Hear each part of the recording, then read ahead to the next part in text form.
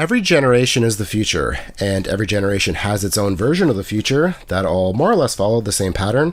Each has its own aesthetics and innovations that not only inform the present, but the vision of the future, but they're all marketed in the same way. A new technology is invented, it'll make life easier and more convenient, comfortable.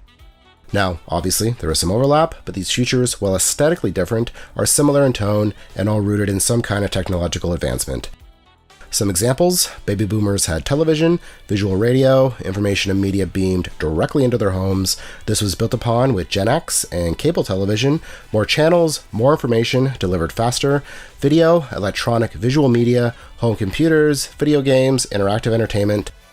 Millennials like myself saw the widespread adoption of the internet, even more information, even faster, connectivity, cell phones, into smartphones, into the next generation, Gen Z, with social media, a constant stream of information, always available, programmed to be as addictive as possible. These were the futures we were born into. Like I said, I was a 90s kid, and the future of the 1990s promised convenience, wonder, and stability, and while it delivered on some of those promises, much of its optimism, that wonder and stability, was left behind. That's what we're going to be unpacking today on the Videocast, the tech utopia of the 1990s. We'll be covering marketing material, mostly from tech and communication companies, and how it was used to sell us a future that really only exists in our memories and dreams. As always, I'm your host Brian, and this video is made possible thanks to our patrons over at patreon.com/pixelportraits. Tons of exclusive content over there, videos, as well as digital copies of my book, The Nostalgia Economy. We also have physical copies, t-shirts, like, comment, share, hype. It all helps, so please consider supporting us any way that you can.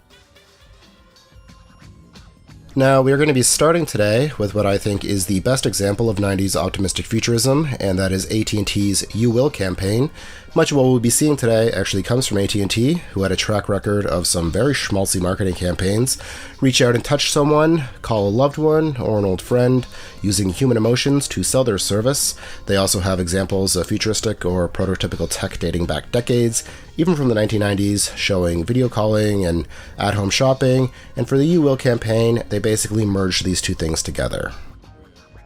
From 1993 to 1995, several commercials were produced, directed by David Fincher and narrated by Tom Selleck, asking viewers, "Have you ever?" and then presenting them with some near-future innovation or scenario, ending with "You will."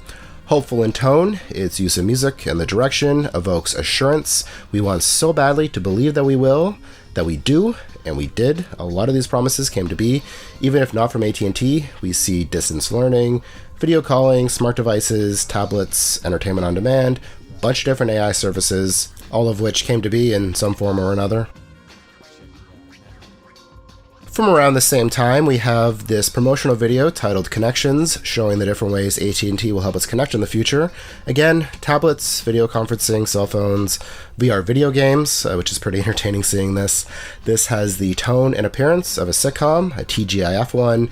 This is a very common tone during the 90s. There was a warmth to these futures. They were borderline wholesome, very similar to some of Apple's ads from around the same time, which were more focused on work from home, a very large home. Most of these features came true, but for the wealthy, but they promised stability and comfort, and that came through in the way that these ads were produced. The internet helped deliver some of these promises, but in the mid-90s, the internet was still heavily conceptualized. The idea of a World Wide Web or information superhighway was interpreted often as a sort of virtual world, simulated environments that we would log into. We would be represented by an avatar and could traverse these virtual worlds or interact with other people's avatars. I love these so much, liminality off the charts, but these were a way of teaching people what the internet was, and in some ways they were pretty accurate.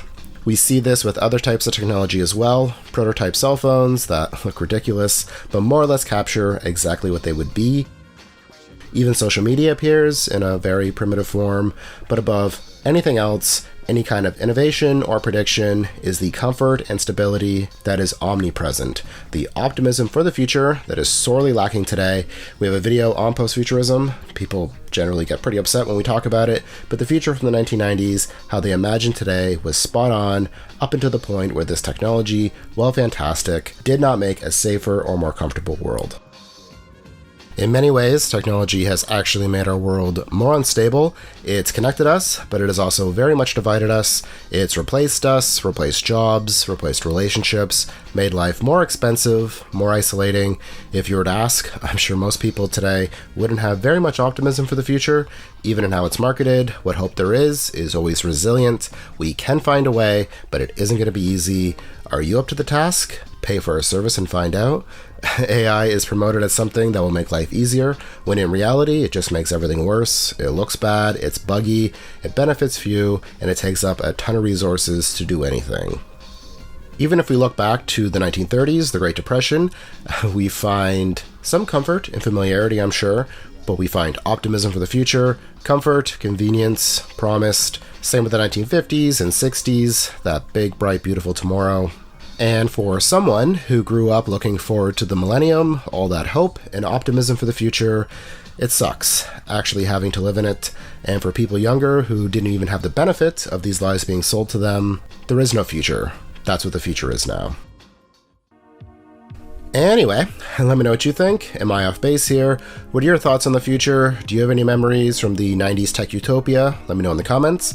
If you enjoyed this video, give us a thumbs up, subscribe, share, and again, if you have the means, please consider supporting us on Patreon. Read The Nostalgia Economy, and as always, thank you so much for your interest in this channel. Thanks for watching, and I'll see you in the future.